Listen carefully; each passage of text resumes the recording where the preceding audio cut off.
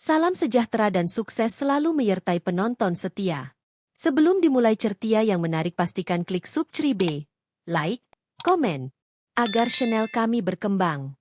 Kami doakan semoga sukses selalu menyertai hari ini. Amin. Berikut kisahnya.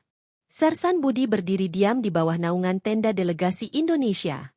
Panas North Carolina terasa menyengat, namun seragamnya tetap terlihat rapi.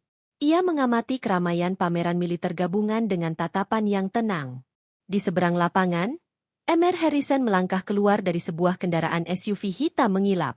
Ia menyesuaikan kerah kemeja polonya, matanya menyapu area pameran dengan ekspresi bosan. Tim Kopassus memulai demonstrasi bela diri mereka di area yang telah ditentukan. Gerakan mereka cepat, senyap, dan sangat efisien. Sersan Budi memimpin salah satu sesi, melumpuhkan lawan dalam simulasi dengan presisi yang dingin. Mr. Harrison memperhatikan demonstrasi itu dari kejauhan, satu alisnya terangkat sinis. Ia bergumam pelan kepada seorang rekannya, seorang kontraktor pertahanan yang mengangguk setuju. Senyum tipis yang meremehkan tersungging di bibirnya. Selesai demonstrasi, tim Indonesia kembali ke tenda mereka untuk beristirahat. Sersan Budi membersihkan sedikit debu dari sepatunya, sebuah kebiasaan sederhana yang menunjukkan disiplin. Mr. Harrison memutuskan untuk berjalan mendekat, seolah-olah tertarik pada stan Indonesia. Posturnya yang menjulang dan pakaiannya yang mahal menciptakan kontras yang tajam dengan para prajurit berseragam loreng. Beberapa perwira Amerika yang lebih muda menyapa Sersan Budi dengan hormat, menanyakan detail tentang teknik yang baru saja ia tunjukkan. Budi menjawab dengan sabar dan jelas, menggunakan bahasa Inggris yang fungsional. Pemandangan ini tampaknya mengganggu Mr. Harrison. Ia berjalan lebih dekat lagi, kali ini dengan niat yang jelas. Ia menyela percakapan antara Budi dan perwira Amerika itu dengan sebuah tawa kecil yang dibuat-buat. Mr. Harrison menepuk punggung salah satu dari mereka dengan keras, seolah bersahabat. Namun, tatapannya tetap tertuju pada Sersan Budi. Ada kilatan provokasi di matanya yang tidak bisa disembunyikan. Sersan Budi hanya menatap Mr. Harrison dengan tenang, tanpa mengubah ekspresinya. Ia tidak mengatakan apa-apa, membiarkan keheningan mengisi jeda yang canggung. Sikap diamnya adalah bentuk pertahanan pertamanya. Mr. Harrison mulai berbicara dengan suara yang cukup keras untuk didengar oleh orang-orang di sekitar. Ia memuji demonstrasi itu dengan kata-kata yang terdengar seperti pujian, tetapi nadanya penuh dengan sarkasme. Ia menyebutnya, tarian yang sangat indah. Rekan-rekan satu tim Sersan Budi mulai merasakan ketegangan. Mereka berhenti berbicara dan melirik ke arah komandan mereka dengan waspada. Lingkungan yang tadinya ramah kini terasa tegang. Mr. Harrison kemudian menunjuk ke arah lengan Sersan Budi yang berotot namun tidak besar. Ia membuat komentar tentang bagaimana kekuatan sejati tidak datang dari kecepatan, tetapi dari kekuatan mentah. Sersan Budi tetap diam, namun matanya sedikit menyipit. Ia tidak melihat wajah Mr. Harrison, melainkan melihat ke suatu titik di kejauhan. Ini adalah caranya untuk mengendalikan emosinya. Melihat tidak ada reaksi, Mr. Harrison menjadi lebih berani. Ia menantang gagasan bahwa teknik bisa mengalahkan kekuatan fisik murni. Ia berbicara seolah-olah sedang memberikan kuliah kepada semua orang yang hadir. Kerumunan kecil mulai terbentuk di sekitar mereka. Orang-orang tertarik oleh drama yang sedang berlangsung. Beberapa mengeluarkan ponsel mereka, meskipun tidak merekam secara terang-terangan. Mr. Harrison kemudian melakukan kontak fisik pertama. Ia menepuk lengan atas Sersan Budi, meremasnya dengan pura-pura menilai. Tidak buruk, katanya dengan nada merendahkan. Untuk pertama kalinya, Sersan Budi menoleh dan menatap langsung ke mata Mr. Harrison. Tatapannya tidak marah, tetapi sangat dalam dan penuh intensitas. Untuk sesaat, senyum puas di wajah Mr. Harrison sedikit goyah. Sersan Budi perlahan menarik lengannya dari genggaman Mr. Harrison. Latar belakang pameran terus berjalan seperti biasa, menciptakan kontras yang aneh dengan drama personal ini.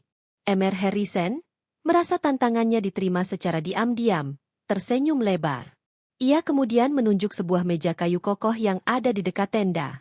Panggung untuk episode berikutnya telah diatur oleh kesombongannya sendiri. Dengan senyum penuh kemenangan di wajahnya, Mr. Harrison menunjuk ke meja kayu yang kokoh itu. Ia secara resmi melontarkan tantangannya, bukan dengan pertanyaan, melainkan dengan pernyataan. Mari kita lihat kekuatan sejati. katanya, suaranya bergema di tengah keheningan yang canggung. Sersan Budi tidak langsung merespons. Ia menatap meja itu, lalu ke wajah Emer Harrison yang angkuh. Ia melihat ini bukan sebagai ujian kekuatan, melainkan sebagai jebakan kesombongan. Rekan-rekan Budi bertukar pandang dengan cemas. Mereka mengenal komandan mereka. Ia adalah seorang prajurit, bukan seorang penghibur. Mereka berharap ia akan menolak dengan sopan. Budi melirik sekilas ke arah perwira senior delegasi Indonesia yang berdiri di tepi kerumunan. Perwira itu memberinya anggukan kecil yang hampir tak terlihat. Pesannya jelas, jaga kehormatan korps. Dengan anggukan itu sebagai izin, Sersan Budi akhirnya mengalihkan pandangannya kembali ke Mr. Harrison. Baiklah, katanya dengan suara tenang dan datar. Ia berjalan menuju meja tanpa ragu-ragu. Mr. Harrison tertawa puas, seolah-olah kemenangannya sudah pasti. Ia menggulung lengan ke meja polonya dengan gerakan teatrikal, memamerkan lengannya yang tebal dan berurak. Sersan Budi mengambil tempat di seberangnya. Ia hanya meletakkan sikunya di atas meja dengan gerakan yang tenang dan terukur. Posturnya tetap lurus dan waspada. Mereka saling menggenggam tangan di tengah meja. Genggaman Mr. Harrison terasa kuat dan menghancurkan, sebuah upaya untuk mengintimidasi. Budi, sebaliknya, hanya membalas genggaman itu dengan kekuatan yang cukup. Seketika, Mr. Harrison mengerahkan seluruh kekuatannya. Otot-otot di lengan dan lehernya menonjol. Wajahnya memerah karena pengerahan tenaga. Namun, lengan Sersan Budi tidak bergerak sedikit pun. Ia menahan serangan kekuatan mentah itu dengan struktur tulang dan teknik. Ekspresinya tetap tenang, matanya fokus pada tangan mereka yang tergenggam. Mr. Harrison menggeram pelan, tidak percaya dengan perlawanan yang ia rasakan. Ia mencoba menggunakan berat badannya, menyondongkan tubuhnya ke depan. Tapi lengan Budi terasa seperti berakar di meja itu. Setelah merasakan puncak kekuatan lawannya, Sersan Budi memutuskan untuk mengakhirinya. Tanpa mengubah ekspresi wajahnya, ia menerapkan tekanan yang terkonsentrasi dan tepat. Dalam sekejap, perlawanan Mr. Harrison runtuh. Punggung tangannya terbanting ke permukaan meja kayu dengan bunyi gedebuk yang keras dan final. Pertandingan itu berakhir dalam waktu kurang dari 3 detik. Mr. Harrison menatap tangannya yang terkalahkan, matanya membelalak karena syok dan malu. Wajahnya yang tadi merah karena usaha kini pucat karena penghinaan. Sersan Budi segera melepaskan genggamannya dan berdiri. Ia memberikan anggukan singkat kepada Mr. Harrison, sebuah isyarat sportivitas yang tradisional. Ia tidak menunjukkan ekspresi kemenangan. Saat Budi berbalik untuk kembali ke tendanya, Mr. Harrison bangkit dari kursinya dengan gerakan tiba-tiba. "Tunggu!"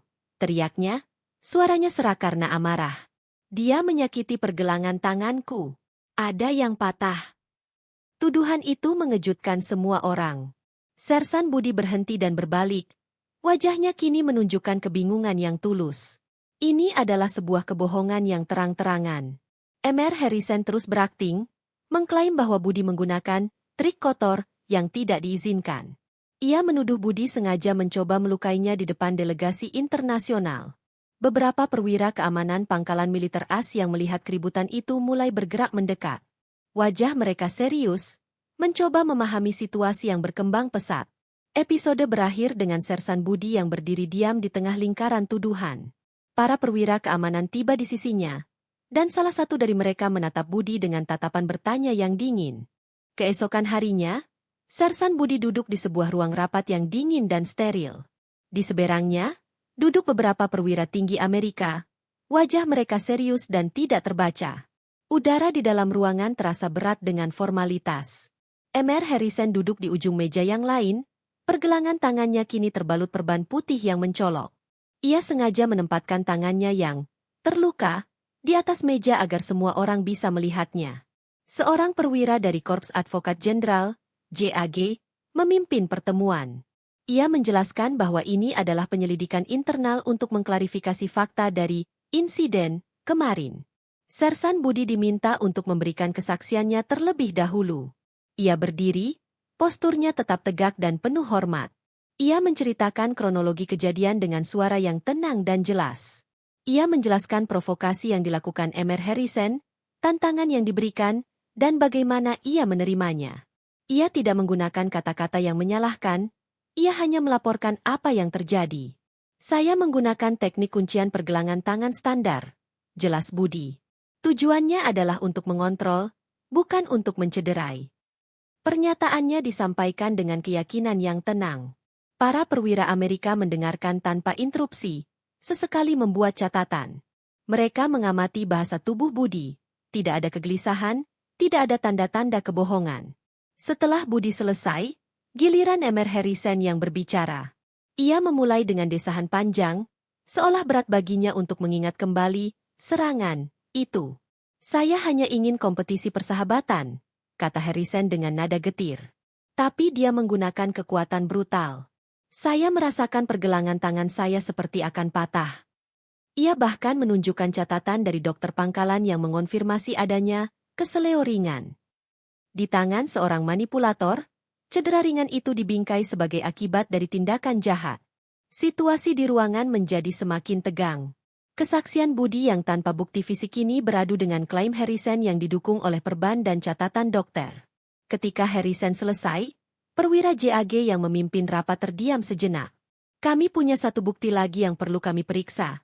Katanya, suaranya datar. Pintu terbuka, dan masuklah salah satu perwira muda Amerika yang kemarin berbicara ramah dengan Budi. Perwira itu tampak gugup namun bertekad. Wajah Emer Harrison menunjukkan kilasan keterkejutan. Perwira muda itu menjelaskan bahwa ia sangat terkesan dengan demonstrasi Kopassus. Ia mengaku merekam beberapa sesi di ponselnya untuk referensi pelatihan pribadi. Saya terus merekam saat Emer Harrison mendekat, katanya.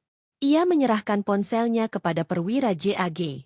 Ajudan segera menghubungkan ponsel itu ke proyektor besar di dinding. Seluruh ruangan menjadi gelap saat layar menyala. Rekaman video dimulai, menunjukkan momen sebelum pertandingan adu panco. Kualitas gambarnya sangat jernih. Video itu diputar dalam gerakan lambat saat pertandingan dimulai. Rekaman itu menunjukkan dengan jelas bagaimana lengan Budi menahan tekanan tanpa gerakan kasar. Kemudian, terlihat perputaran pergelangan tangannya yang terkontrol dan efisien. Namun, bagian yang paling memberatkan datang beberapa detik kemudian. Video itu menunjukkan Emer Harrison menarik tangannya. Ia secara refleks membuka dan menutup telapak tangannya beberapa kali. Tidak ada tanda-tanda kesakitan sama sekali. Rekaman itu terus berjalan, menangkap momen ketika Emer Harrison melihat Sersan Budi berbalik. Baru pada saat itulah ekspresinya berubah, dan ia mulai memegangi pergelangan tangannya sambil berteriak kesakitan. Video berakhir, dan lampu ruangan kembali menyala. Keheningan total menyelimuti ruangan. Semua mata kini tidak lagi tertuju pada layar, melainkan pada Emer Harrison yang duduk membeku di kursinya. Wajahnya pucat pasi. Setelah video selesai diputar, perwira JAG mematikan proyektor dan menatap tajam ke arah Emer Harrison. Dengan suara yang dingin dan resmi, ia menyatakan bahwa tuduhan terhadap Sersan Budi sepenuhnya tidak berdasar. Sersan Budi dan komandannya menerima permintaan maaf itu dengan anggukan kepala yang bermartabat. Mereka diizinkan untuk meninggalkan ruangan, tidak menoleh ke belakang untuk melihat Emer Harrison. Di koridor yang sunyi, komandan menepuk bahu Sersan Budi. Tidak ada kata-kata yang diucapkan, tetapi tepukan itu mengandung kelegaan, kebanggaan, dan rasa hormat yang mendalam. Emer Harrison duduk sendirian di meja rapat itu. Ia menatap tangannya yang tidak diperban lagi, simbol dari kebohongannya yang terbongkar. Reputasinya hancur dalam sekejap. Berita tentang apa yang sebenarnya terjadi menyebar dengan cepat di seluruh pangkalan, dari mulut ke mulut. Kisah tentang arogansi Emer Harrison menjadi sebuah pelajaran pahit. 2 hari kemudian, sebuah memo internal yang samar mengumumkan bahwa kontrak konsultasi Emer Harrison telah dihentikan. Ia tidak lagi terlihat di pangkalan atau di acara-acara militer manapun. Di sisi lain, Sersan Budi kembali ke rutinitas hariannya seolah-olah tidak ada yang terjadi. Ia berlatih bersama timnya, membersihkan senjatanya, dan menjaga disiplinnya. Kerendahan hatinya tetap utuh. Namun, sesuatu telah berubah. Cara para prajurit dari negara lain memandangnya kini berbeda. Ada rasa hormat baru dalam tatapan mereka, pengakuan yang melampaui keahlian fisik. Pada sore hari ketiga, seorang jenderal bintang 2 Amerika, komandan tertinggi dari latihan gabungan itu, secara pribadi mengunjungi barak kontingen Indonesia. Di hadapan seluruh tim Kopassus, jenderal itu menjabat tangan Sersan Budi. Sersan, katanya, Anda telah menunjukkan kepada kami semua apa arti kekuatan sejati. Pujian dari seorang perwira setingkat jenderal itu bergema di seluruh ruangan. Itu adalah pemulihan nama baik yang paling tinggi. Jenderal itu kemudian memberikan sebuah tawaran yang tidak terduga. Ia mengundang Sersan Budi untuk menjadi instruktur tamu dalam sebuah lokakarya khusus. Tawaran itu lebih dari sekadar permintaan maaf. Itu adalah pengakuan formal atas nilai-nilai yang dijunjung Budi. Organisasi yang tadinya menginvestigasinya kini memintanya untuk mengajar. Komandan Kontingen Indonesia memberikan izin dengan rasa bangga yang tak terkira. Ini adalah kesempatan bagi seorang prajurit Kopassus untuk menunjukkan kedalaman filosofi dan kekuatan mental. Sersan Budi menerima tanggung jawab baru itu dengan sikap yang sama seperti saat ia menerima tantangan adu panco, dengan tenang dan rendah hati. Saya siap, Jenderal. Hanya itu yang ia katakan. Beberapa hari kemudian, Budi tidak lagi hanya menjadi peserta dalam latihan gabungan. Ia menjadi seorang mentor. Ia mempersiapkan materinya bukan dari buku manual militer, melainkan dari pengalaman hidup. Ia menyadari bahwa kemenangan terbesarnya bukanlah saat tangan Harrison membentur meja. Kemenangan sejatinya adalah saat ia memilih untuk tetap diam ketika diprovokasi. Saat ia berdiri di depan podium di sebuah ruang kelas yang penuh dengan perwira muda Amerika, ia tidak merasa gugup. Ia melihat wajah-wajah yang penuh semangat dan ingin belajar.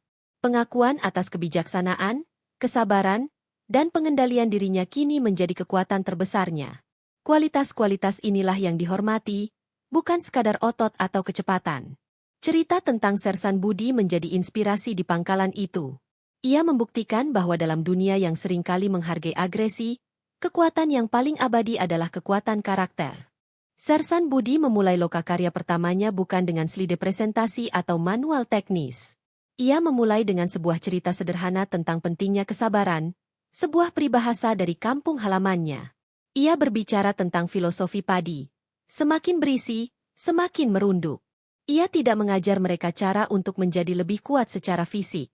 Sebaliknya, ia melatih mereka untuk mengenali provokasi, mengelola ego, dan menemukan kekuatan dalam ketenangan. Respon terhadap lokakarya itu luar biasa positif. Para peserta menggambarkannya sebagai salah satu sesi pelatihan paling berkesan dalam karir mereka. Perspektif mereka tentang kekuatan mulai bergeser. Melihat keberhasilan ini, Komando Pangkalan Fort Bragg memutuskan untuk mengadopsi modul kekuatan dalam pengendalian diri tersebut. Filosofi yang dibawa oleh seorang sersan dari Indonesia kini menjadi bagian dari kurikulum standar. Beberapa bulan kemudian, kontingen Indonesia menyelesaikan misi mereka dan kembali ke tanah air. Sersan Budi tidak disambut dengan parade besar, tetapi dengan pengakuan yang lebih dalam. Ia dipanggil secara pribadi oleh Komandan Jenderal Kopassus. Ia diminta untuk membantu merumuskan kembali materi pelatihan tentang ketahanan mental dan kehormatan prajurit. Kisahnya secara resmi didokumentasikan dan dimasukkan ke dalam buku pegangan untuk setiap calon prajurit komando. Insiden adu panco itu kini adalah contoh utama tentang bagaimana menjaga martabat. Metode Sersan Budi, yang menekankan kebijaksanaan di atas kekuatan mentah, menjadi standar baru. Ia telah membantu memperkuat filosofi inti korpsnya dari dalam. Waktu berlalu, beberapa tahun telah lewat. Di sebuah pusat pelatihan Kopassus yang rindang, sekelompok calon prajurit muda duduk di ruang kelas. Instruktur mereka, seorang perwira yang tegas, sedang menceritakan sebuah kisah. Seorang prajurit sejati tidak diukur dari seberapa keras pukulannya, kata instruktur itu. Ia diukur dari seberapa kuat jiwanya. Para calon prajurit itu mendengarkan dengan penuh perhatian. Di antara mereka, ada seorang pemuda yang matanya menunjukkan pemahaman yang mendalam, sama seperti Budi bertahun-tahun yang lalu. Sersan Budi kini telah menjadi sebuah legenda internal, sebuah teladan yang hidup. Tindakannya di satu sore yang panas di North Carolina terus menginspirasi mereka yang bahkan belum pernah bertemu dengannya. Di tempat lain di pangkalan yang sama, kita melihat Budi, yang kini menyandang pangkat lebih tinggi. Ia sedang mengawasi seorang prajurit muda yang kesulitan memasang peralatan. Dengan sabar, ia mendekati prajurit itu. Ia tidak memarahinya. Sebaliknya, ia mengambil tali dan dengan gerakan tangan yang tenang dan terampil, ia menunjukkan cara mengikat simpul yang benar. Kamera fokus pada tangannya. Tangan yang sama yang pernah menahan kekuatan arogan di atas meja kayu. Kini, Tangan itu digunakan untuk membimbing, mengajar, dan membangun. Prajurit muda itu akhirnya berhasil dan menatap Budi dengan rasa terima kasih dan hormat. Budi hanya tersenyum tipis dan menepuk bahunya sebelum berjalan pergi. Kemenangan sesaat dalam adu kekuatan akan dilupakan seiring waktu. Kekuatan fisik pada akhirnya akan memudar. Medali dan penghargaan bisa kehilangan kilaunya. Tetapi kehormatan yang dipertahankan dalam diam akan selalu diingat. Kesabaran yang ditunjukkan di tengah badai akan menjadi pelajaran. Inilah kemenangan sejati yang dicari oleh setiap prajurit dan setiap manusia. Bukan kemenangan atas orang lain, tetapi kemenangan atas diri sendiri. Karena pada akhirnya, karakter adalah warisan yang paling abadi. Ia adalah kemenangan tertinggi yang akan bertahan jauh melampaui konflik sesaat, bergema selamanya sebagai bukti kekuatan jiwa manusia yang sejati.